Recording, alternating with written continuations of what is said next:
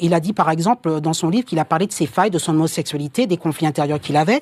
Et bien sûr, il a partagé sur son addiction. Donc, c'était de notoriété publique. Il faut savoir qu'on a 35 ans d'addiction. Dès l'âge de 20 ans, lorsqu'il était sur les planches, il était déjà dans les drogues et il disait lui-même déjà qu'il allait très mal, mais qu'il s'en rendait pas compte. Je vous lis quelques citations dans certaines émissions. Par exemple, il dit « Mon corps préfère les hommes aux femmes. J'ai lutté contre ça très longtemps. » Donc, mariage avec Véronique Sanson, qui était 20 ans plus jeune que lui. Et puis ensuite, eh bien, il a été...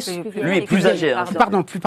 Ensuite, il a été en paix. Bon, mais ce que je veux dire, c'est à jeun. Je vous lis une citation très intéressante. À jeun, c'est-à-dire sans alcool, je voulais être hétérosexuel. Donc à jeun, je voulais être hétérosexuel. Beaucoup de personnes homosexuels vivent très mal leur homosexualité, et puis surtout qu'à l'époque, ça se vivait moins bien qu'aujourd'hui. Et donc, à jeun, c'était une souffrance énorme pour lui de regarder ce qu'il était réellement dans les yeux. C'est un moyen d'oublier. Voilà. Allez-y, finissez, concluez.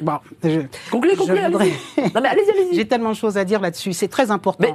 À jeun, cet homme était en grande souffrance. Et comme dit, effectivement, comme tu dis, l'alcool, c'était, comme beaucoup dans les conduites addictives, une façon d'échapper à la réalité. Et je lis sa citation. Donc, à jeun, je voulais être hétéro à tout prix.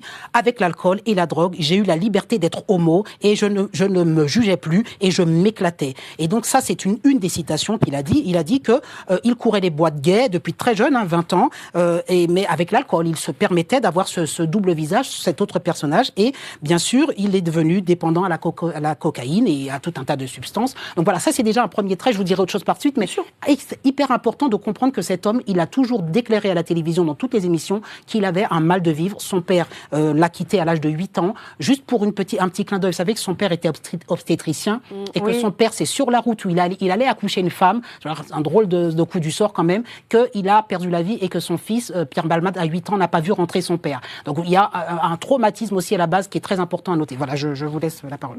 Merci beaucoup là. Merci. C'est excellent, comme toujours. Alors, je prends exemple un peu sur Jean-Luc. Non mais Jean-Luc a totalement... Je vais rougir. Et je suis totalement d'accord avec ce que vous avez dit au tout début.